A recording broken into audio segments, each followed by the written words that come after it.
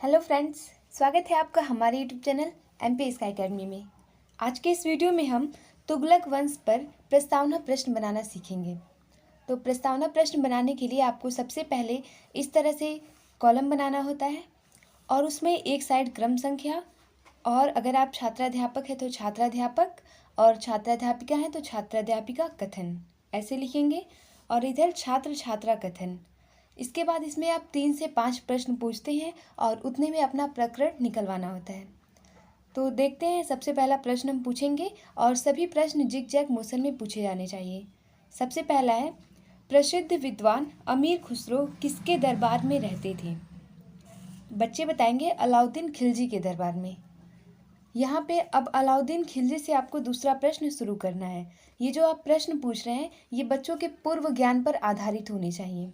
या तो आप दैनिक जीवन से रिलेट करके पूछिए या फिर जो आपने पढ़ाया है पीछे उससे रिलेट करके। तो अलाउद्दीन खिलजी के बारे में आपने पहले पढ़ाया है, अब उसी से रिलेट करके आप तुगलक वंश पर आ रहे हैं। तो दूसरा है प्रश्न, अलाउद्दीन खिलजी किस वंश का शासक था? बच्चे बताएंगे खिलजी वंश का शासक था। तीसरा प्रश्न है, खिलजी वंश के बाद कौन से वंश ने दिल्ली पर अपना शासन स्थापित किया?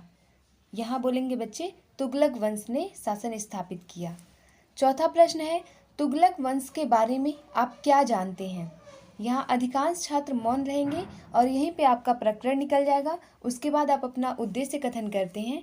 बच्चों, आज हम लोग तुगलक वंश के बारे में विस्तृत अध्ययन करेंगे। तो इस तरह से आप तुगलक वंश पर प्रस्तावना प्रश्न बना सकते हैं। अगर आपको तुगलक वंश पर पूरा लेसन प्लान चाहिए तो आप हमारे चैनल एमपी स्काई अकेडमी के प्लेलिस्ट में जाकर देख सकते हैं। वहाँ हिस्ट्री के लेसन प्लान में आपको मिल जाएगा इसका पूरा लेसन प्लान। Thank you.